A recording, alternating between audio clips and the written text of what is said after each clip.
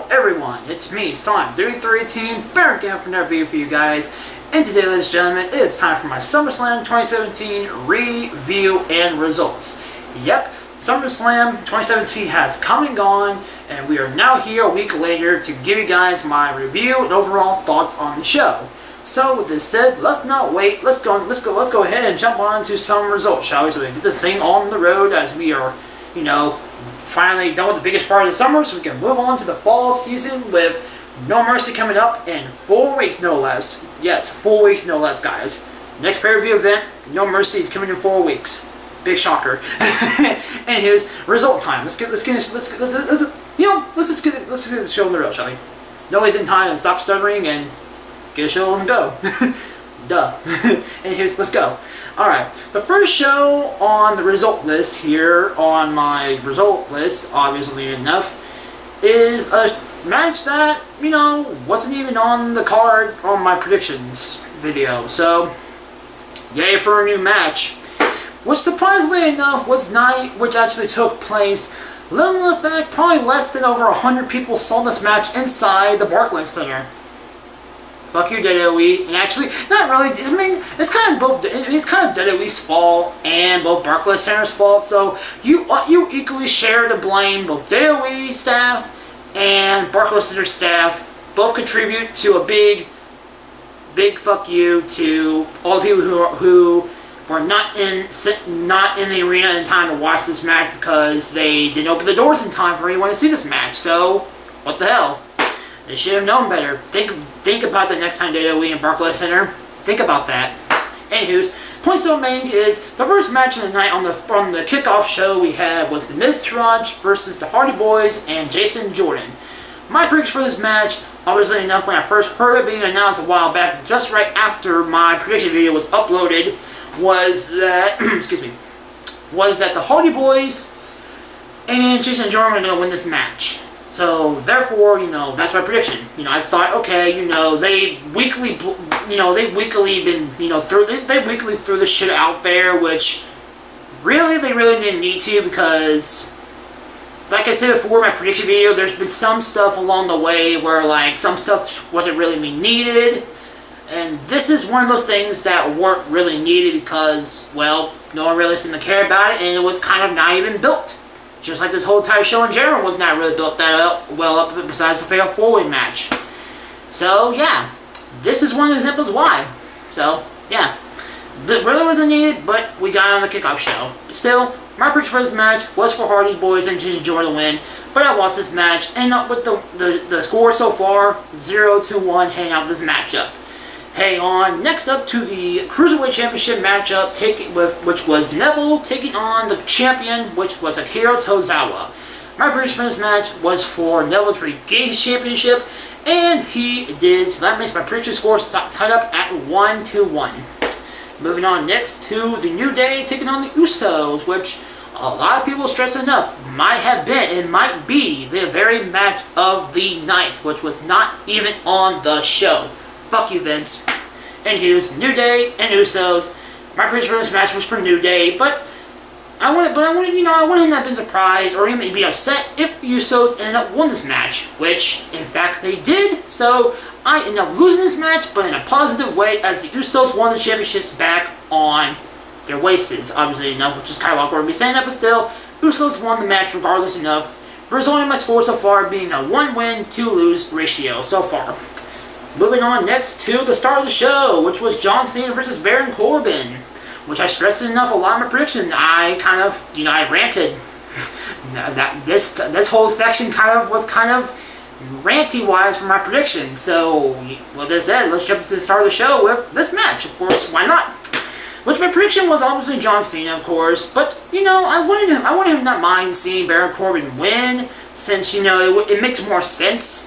Since he's taken loses after loses after loses, it would make sense. This is a big moment. This would have been the big moment of the night, saying, "Oh yeah, I might have lost against Cena, but oh boy, oh boy, oh boy, I got this briefcase and I can cash it in and I can walk out being overall winner. I might have lost against Cena, but I walk out the bigger man with the WWE Championship."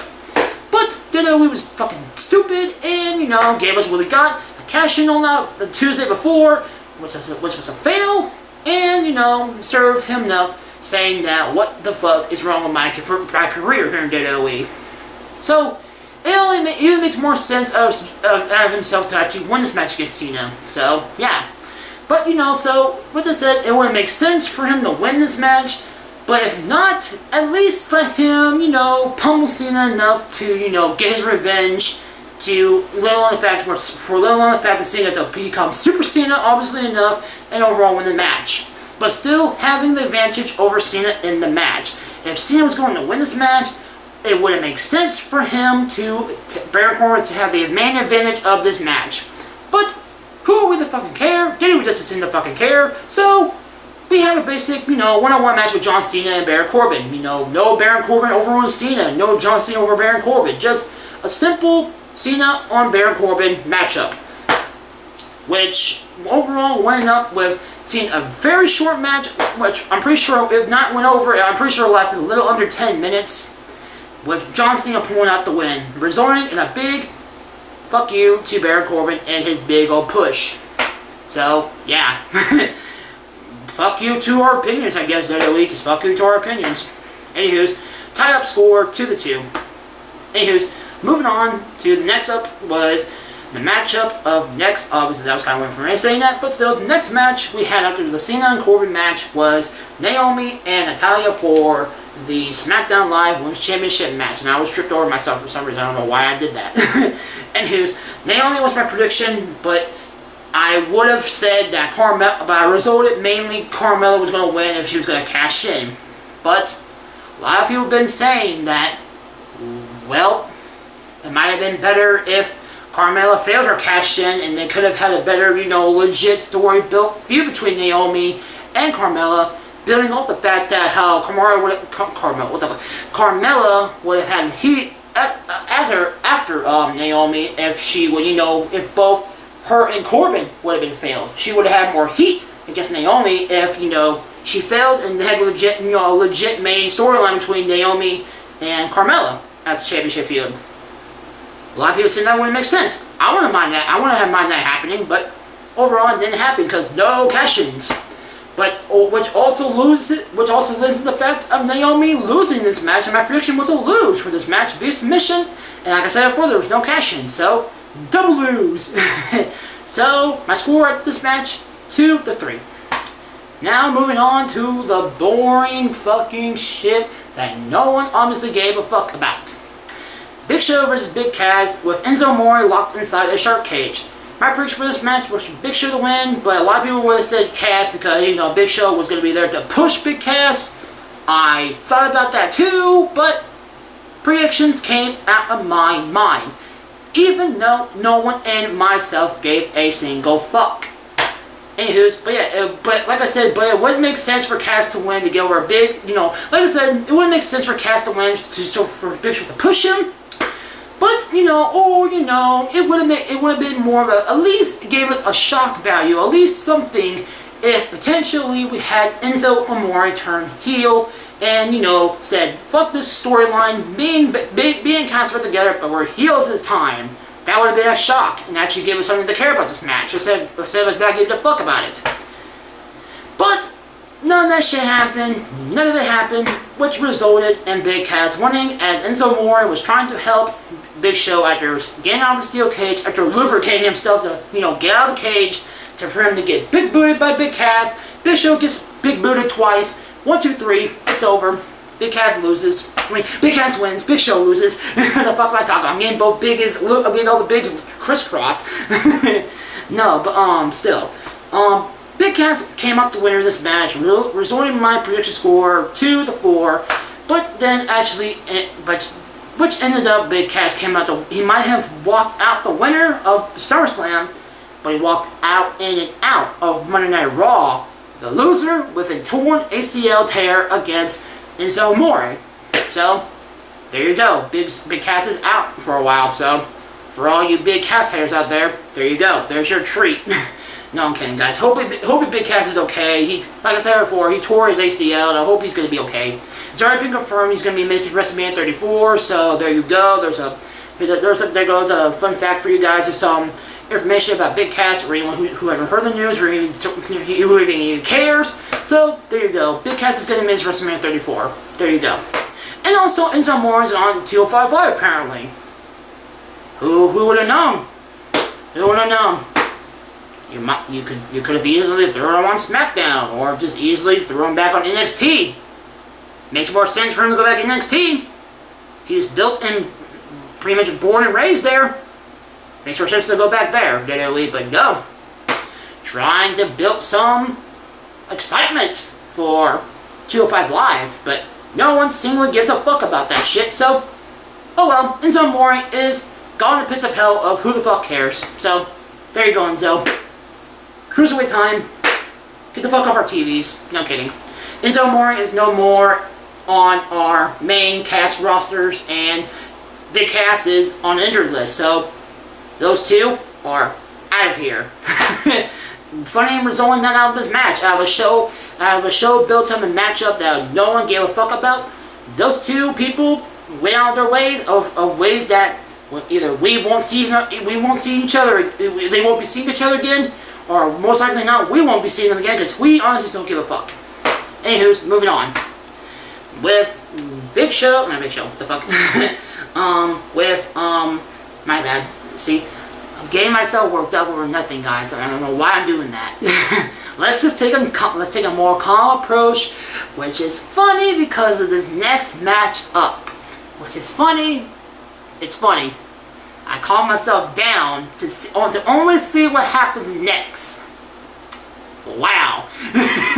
Anywho's, next up, we have Randy Orton taking on Rusev, which I predicted that Rusev was going to win, and I predicted him, so since you know, this whole thing's been built up saying, you know, Rusev's, I have no opponent. Who wants to challenge me? Randy Orton, I'm here to challenge you. RKO 2 weeks in a row. Built. There you go. Resulted in the matchup. Randy Orton comes down to the ring. Rusev attacks him. Match gets started. Not even a 10-second match.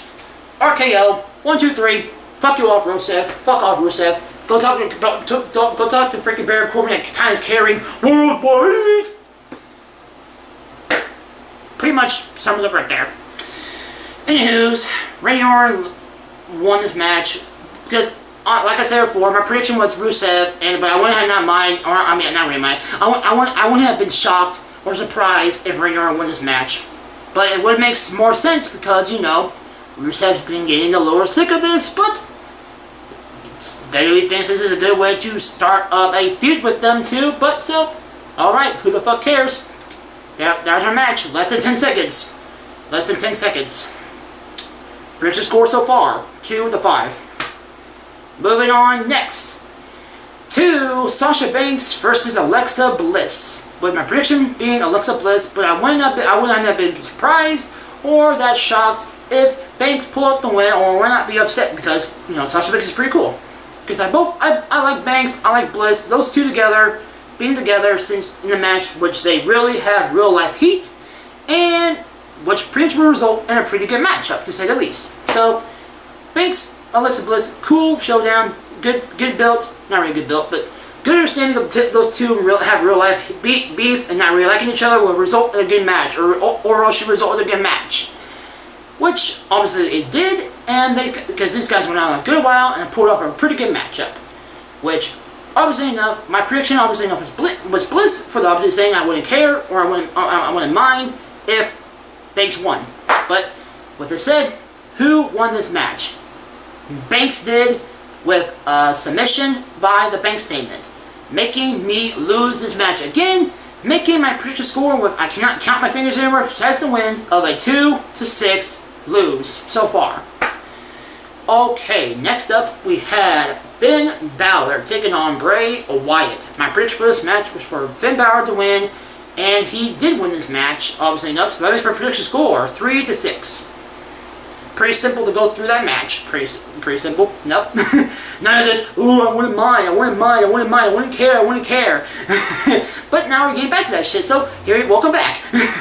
Seth Rollins and Dean Ambrose are next up, taking on Sheamus and Cesaro for the Tag Team Championship match on Raw. My prediction for this match was for Ambrose and Rollins to win, but I wouldn't have mind or surprise if Cesaro and Sheamus won. And, luckily enough, Dean Ambrose and Seth Rollins walk out with the titles with a big rejoice out of Brooklyn and all 2 nights in a row, both on not SmackDown, both on SummerSlam and on Raw. Which in general resulted in the beach ball ban. Everybody, beach balls are now banned from WWE events because, you know what, WWE's are a bunch of assholes. Fuck you, Vince, and fuck you, Kevin Dunn. Fuck that shit. Seriously. WWE, seriously, we pay high money to go see your events. If we get bored, we'll do it. You guys give us garbage, we'll give you garbage reactions. We paid high money, we'll have fun. If you don't give us fun, we'll make our own fun. If it's a beach ball, it's a beach ball. There you go. Beach balls are not banned from WWE events. Fuck you, Vince. Moving on.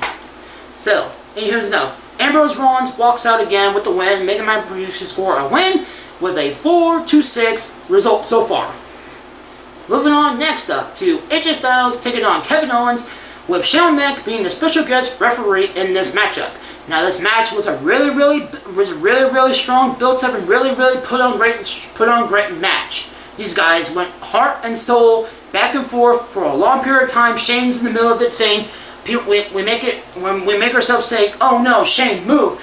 Get out of the way, Shane. God damn it, Shane, move out of the way. Shane, once again, gets knocked the fuck out again. Come on, Shane, move away from the action. Do your job. Shane's just like that freaking curious cat, just like, what's going on? What's this? What's that? Shane O'Mac. Result was pretty much like that in the referee in this matchup. But anywho, obviously enough, without all of this said and done, my prediction for this match was for AJ Styles to win, with Owens to eventually move on to a feud with Shane McMahon following this matchup for a potential build-up to Survivor Series with a Shane on Owens tag team matchup. So, there you go. Styles, my prediction, and who won this match? Obviously enough, Styles won this matchup to move on to SmackDown Live to do another match against freaking Owens again, with Baron Corbin ironically enough being the fucking loser to be coming out as a special guest referee, which he ends up being a pussy and walks the fuck out saying fuck this shit, I'm out. Gives the referee job to Shane McMahon again on SmackDown Live once more, and Styles gets the 1, 2, 3 retain 2 nights in a row for SummerSlam weekend. Resulting now with, but just keeping in mind for SummerSlam, my result on this match so far is a 5-6 ratio. As we now head on to the WWE Championship match with Jinder Mahal and Shinsuke Nakamura. My prediction for this match was for Shinsuke Nakamura to win, but I wanted to be too surprised if Mahal pulled up the win, despite the fact that, you know, everyone on YouTube and everyone on the internet wouldn't like it because Shinsuke Nakamura has not got a loss on pay-per-view so far, or here on the main roster so far. So he would have, a lot of people would have raged and brought hellfire if he did, which, ironically enough, did happen. So my prediction for his match lost this match and resulting in a 5-7 lose so far, which, surprisingly enough, yeah, I mean, a lot of people did rage, but it wasn't as much, you know, it wasn't as helpful as I thought it was going to be. So, surprise for WWE. There you go. You didn't get how much rage as you thought it was going to be. So, good way to dodge the bullet, I guess. Which in general, actually, you're probably going to just say what you probably did on SmackDown Live, saying, ooh, Shinsuke Nakamura went against the freaking Sin Brothers, and, and took out Jinder Mahal with a Kinshasa or whatever. And Dan Bryan's probably going to come on and say, Shane McMahon is going to say, oh, yeah. The only reason why you win these matches is because your little goons are always running around you, helping you win. Which will resulting in the next pay-per-view event being Hell in a Cell, which is probably going to have Nakamura and Jinder Mahal being in a Hell in a Cell match for the WWE title. Which, if we logically know about it, logically thinking that they're going to be in there somehow, but if potentially they can potentially do their job correctly, they can do it. They can have it where we can finally have it be a one-on-one fair competition. But knowing recent WWE freaking events with Hell in a Cell matches, hell, you can just look at Randy Orton and Mahal with a freaking Pajama Prison match. That didn't keep him out. That didn't keep him out. So, there you go. Hell in a Cell. Meant to keep opponents out. But mainly they result getting in. WWE, rethink the matchup. Seriously. Rethink your decisions. Or give us a decision and give us our word. Do not let those goons get into the match. Fair and square. There you go. So, there you go. Think about that, WWE, as we head towards Hell in a Cell. Think about that. So, yeah. Overall, get out of this match. Let's get to the main event. Finally enough, with which everyone was looking forward to. Ironically enough. Well, like I said, no shit, because this whole pretty much show was built strongly, mainly built for this very match, which was Lesnar taking on Reigns, taking on Strowman, taking on Joe. With my prediction being Lesnar or Joe. Lesnar because he's Lesnar and he can just, be Lesnar. He wins this match. Joe because, Lesnar and Joe, they've been having that strong suit and built up since last time with Great Balls of Fire, and they delivered well. They delivered themselves well between one another on Great Balls of Fire. So, and just Joe just being the higher man in general, saying, pretty much being a good guy on the mic, great ring skills, just overall being the next great guy to step up and take the championship other than Strowman. Which, ironically enough, we'll get to that in a second, but still. Joe was my run-out prediction if if Lesnar was to lose this match, I predicted that he was going to lose it to Joe. So, there you go. Which, this match ended up with Brock Lesnar, obviously enough, walking out of this match, with me winning this match, and finally getting the result of a 6-7 ratio lose. I lost 7 matches, and I won 6. Only one behind of it being a tied-up show. So, now, with it all said and done, now, we have finally run through all the results and shit. And, like I said before, now we're going to stay focused on this since I said about Strowman.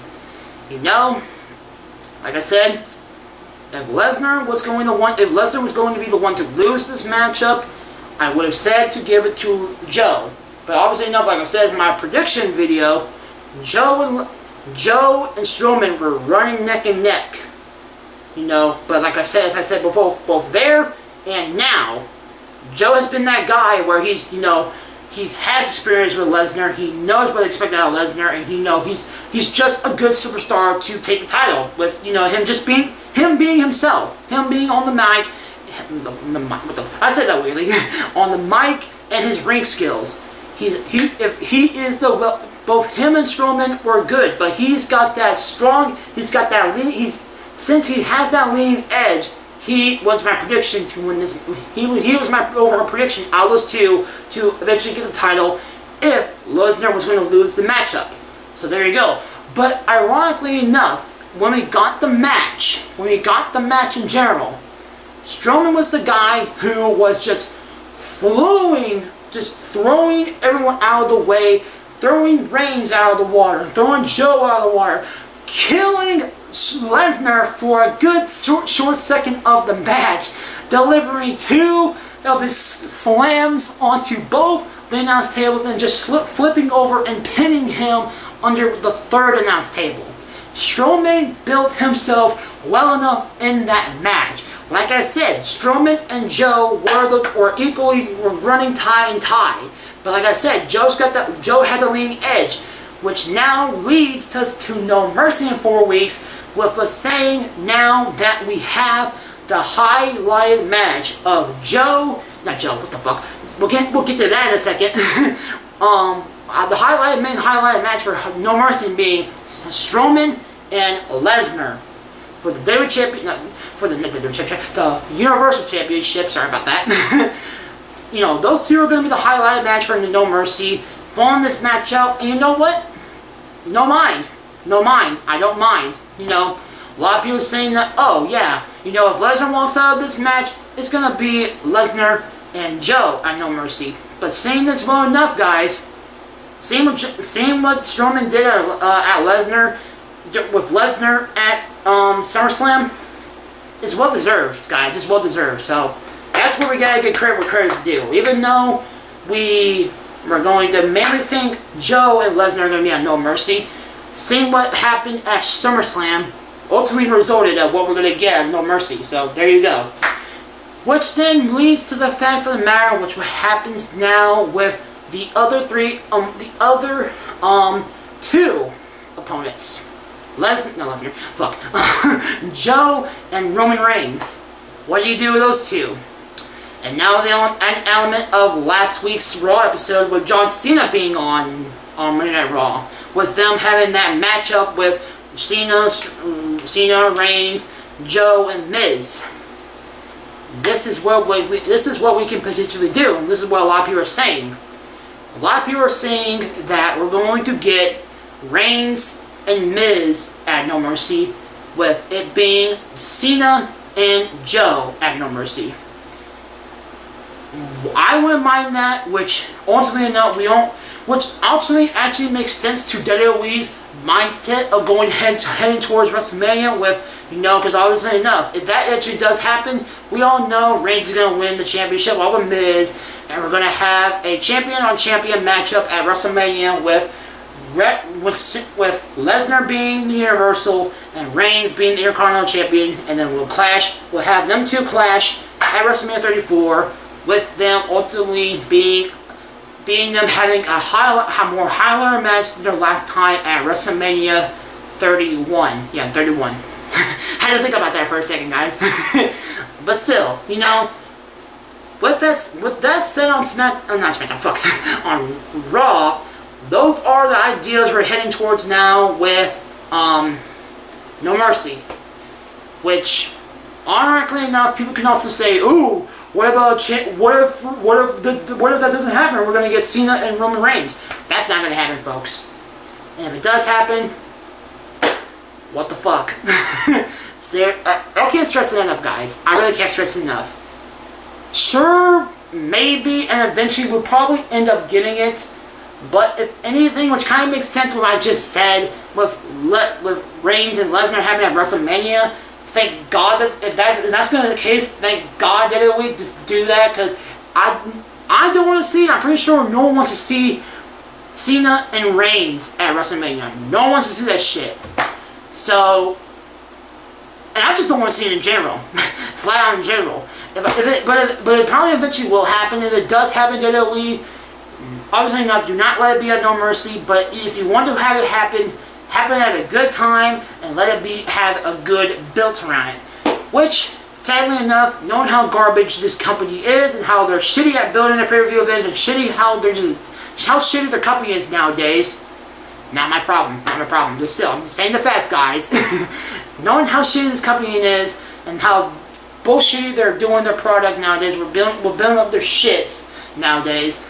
I don't see it being a really good thing. But who knows? If Cena can do shit, if Cena can pull good shit, and Roman can pull good shit, we might get a good match out of these two. But it's to be seen, guys.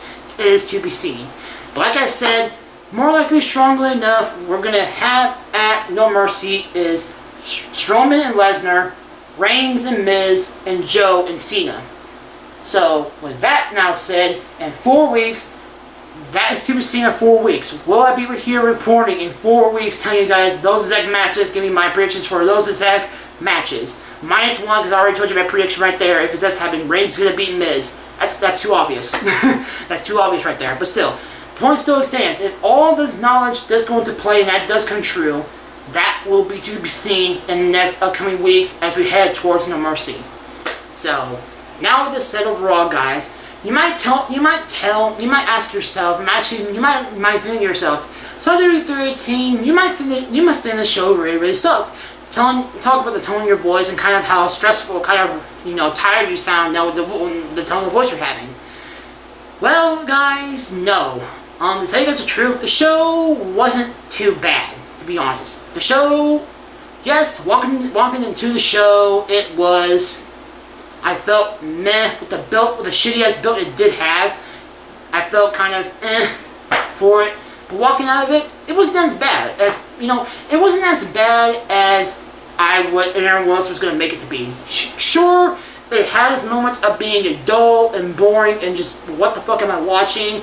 But still, it overall did deliver some good shit, guys. 5 new champions out of the 8 championships we have in WWE nowadays. 5 new champions out of the 5 out of 8 champions were new and walked out that night.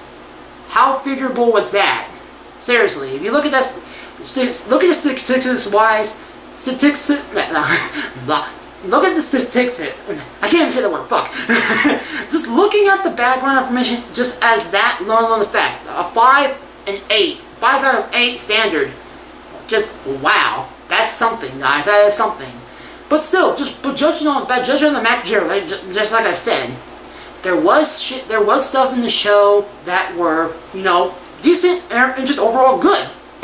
Or, I mean, hell, like in general, like I said, the Fatal 4-Way match fucking delivered. It was way amazing. Strowman was just chopping everyone together. Reigns had his moment to shine. Joe had his moment to shine. Lesnar, while coming in and out of the match, had his moments to shine. And overall, just resulted in a really mind-blowing and just, this is awesome caliber matchup. So, but like I said, SummerSlam 2017, walking in just meh with the belt, with the shitty-ass belt it did. Walking out of it, it wasn't as bad as I thought it was gonna be. So, as much as I seem like I'm ranting on it and kind of seem angered and just kind of bullshitting on it, I truly don't feel that bad on the show, guys. I really don't. It wasn't that bad. It really wasn't that bad. But so, with this said, now and then, ladies and gentlemen, SummerSlam 2017 has finally come to a close. Obviously, with this review here and done. As we look forward to the near future, as both SmackDown and Fuck yes. I'm gonna get that shit stuck in my head for a while, guys, walking out of the review. SmackDown and SummerSlam are the 2 brands now, guys. No kidding. SmackDown and Raw are now on their fork road path, as are now heading out to one side. Raw's going towards No Mercy. SmackDown's headed forward Hell in a Cell. What we're gonna have at Hell in a Cell, we don't know. Like I said before, will we have Nakamura and Mahal in a Hell in a Cell match? That's to be seen. What else will we have? What's the happen with AJ Styles? To be seen. Will Owens and Shane McMahon start their feud heading into that pay-per-view? To be seen. What's going to happen to the glorious Bobby Roode, since he debuted on SmackDown Live this following week, as well as Shelton Benjamin. Also, what's the future of the new American Alpha 2.0? Will Chad Gable and Shelton Benjamin have a shot at the Uso? Will American Alpha 2.0 get a championship shot against the Usos, or will it be New Day and Usos once again? That's to be seen, guys. That's to be seen. So, with this said and done, ladies and gentlemen, I'm going to get the heck out of here. My voice has gone dry, and I'm just too tired out for now for making this review for you guys. So, I overall hope you enjoyed this review of SummerSlam 2017. I know it's been a wild ride. I know it's been a wild sit through watching this shit with me, actually just staring on it, going on and on about shit. But this is a loyal WWE fan giving you his honest opinion, guys. That's what it is.